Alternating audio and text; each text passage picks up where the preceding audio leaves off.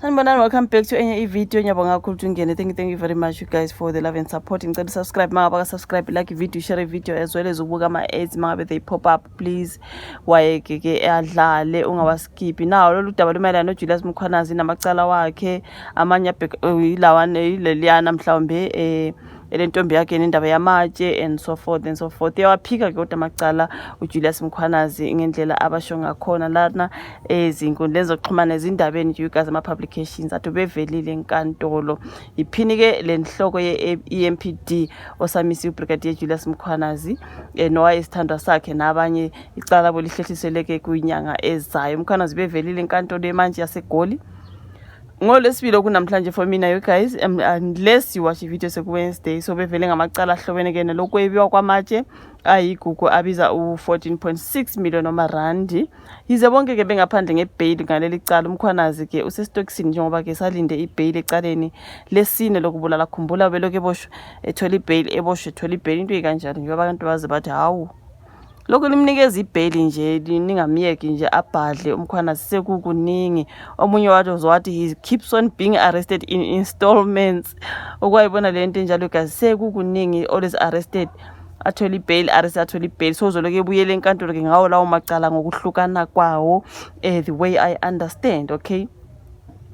So ke Mkhwanazi kanye ke noza kwabo ke ongumhloli the inspector ophikweni ke oluvikela izikhulu eziphezulu iVIP protection unit kamasipala waseGoli EMPD okhonje njengo witness K baboshwa ke ithumba ngazi mhlambi ithimba noma ithumba ngazi babhale ndana igazi le-Independent Police Investigative Directorate IP ngenyanga edlule, okay. Baba phaki babhekane namacala okwebiwa kwamatshe ayigugu. Ngemuva kwalokho inkantolo yezwe ukuthi Mkhwanazi no witness K babe nobudlelwane bezothando, okay. Mkhwanazi wathi lo owesifazane ke wayemthanda futhi ke enethemba lokuthi uzomshada kanti yena ke wayengekho lapho, of which was very sure ukuthi unamanga Mkhwanazi you guys. Uthi umuntu wayengithanda mina ngingamthanda wawufunani ke lapho Mkhwanazi you guys. Witness K wake watshela iCommission yophenyo yakaMadlanga ukuthi Mkhwanazi nguyena wahlela ukuphangwa okwenzeka eKhilani ngomhla ka11 kuNhlolanja ngo2023, okay. Indaba le yamatshe aseKhilani wathi yena ke abanye abathathu bagebenga amatshe. Yena ke nabanye abathathu bagebenga lamatshe you guys Sugarlight, I think this is Sugarlight ne manganese asezingeni eliphezulu nokuthi umuntu ngamunye wathola ku 110,000 rands ngomsebenzi wabo. Mkhwanazi kodwa uyakuphika konke lokho you guys, and I understand vele kanti ubezothi bezolivuma yini icala mhlambe kodwa uyawaphika amacala akho baba Mkhwanazi wonke.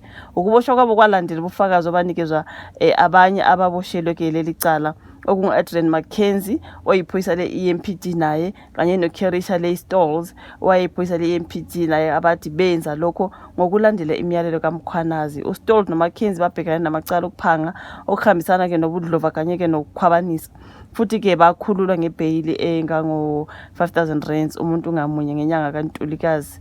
So ke lelo cala kaJulius Mkhwanazi I think lana bakhuluma ngaleli libhekane nendaba yamatshe because that's when a witness K oyintombi yakhe lwasisi wakhuluma ngokuthi ke Mkhwanazi wathi yena ke ubothi ungezwa kukhona ithuba lokuthi senze imali ongitshele yilapho ke lo sisi wathi yena ke ongwitness K lapha neMadlanga Commission wathi yena ke kwasesizwe ukuthi kwamatshe thizeni lawa ngaseKhilani watshela kuMkhwanazi njengoba wayemcelile phela ukuthi ungezwe ithuba lokwenza imali bongitshela.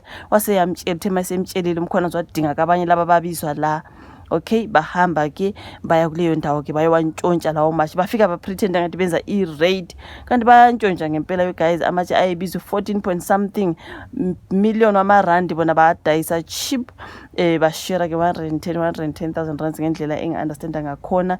Yilo lecala witness K wathula lokho eMadlanga Commission kwasiyaboshwa Mkhwanazi baboshwa ke nalaba abanye baphuma ke kodwa ngebail.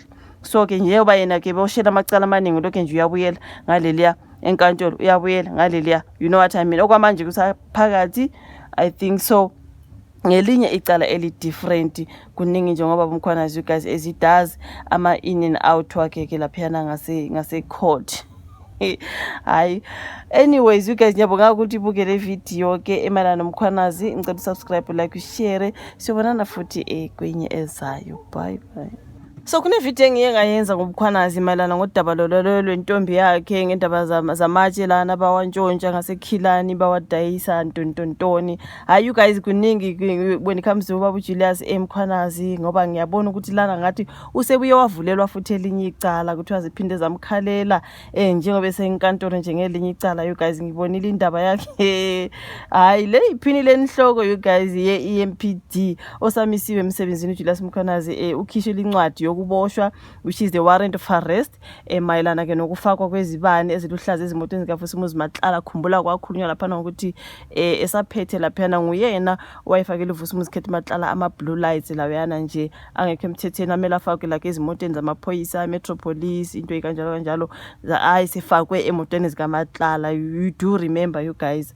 So lokhu kusho ke uMkhwanazi usenamacala amahlanu abhekene nawo ngezimo ezahlukene. Khumbula ubeseboshwa kwesi4 umeboshwa manje okwesi5 iki. Hayi ngempela shem hayi angeke shem ungaphandle ke ngebhayili emacaleni amathathu singazi ke kulele lesine njengoba sekudlaleli nje elesihlanu. You know what I mean? Uboshwa nje ubesenkantolo lapha kuqhubeka khona ukulalela kwesicelo sakhe nabanye abahlanu asola nabo ke ngokubulawa kukasomabhizinisi uEmmanuel Mbense ekhaya lakhe. Lithe liguqa icala ke namhlanje enkantolo eMantshee Brakpan kwagasela abaseshi abaphenya kamacala amaphoyisa bephethe incwadi lapha negunyazo ukuboshwa kaMkhwanazi. Kubikho ukuthi noKhethi Matlala nayo sesitokisini ngamanye amacala ukhishele le incwadi warrant of arrest you guys yokuboshwa ehlobaneke nalezo zibane eziluhlaza emaduze bazovela enkantolo kaMantshee yaseJimmiston. Khumbula kwathiwa ke ngumkhwanazi lo owayefakela uKhethi Matlala ama blue lights ngokungekho emthethweni okumele abe sezimotweni lezi ezabo umthetho right ezaba kodwa ke ayefakela uKhethi Matlala ke isigebengu. So kunama warrant of arrest for both of them uJulius Mkhwanazi noVusumuzi Khethi Matlala. So bazovela ke enkantolo uKhethi Matlala siyazivile waboshwa kudala lona nje lokho in out njengoba nje sekunaleli lesihlanu. Mina ngazi ke when it comes to uMkhwanazi nje kuningi kuningi ngalo baba.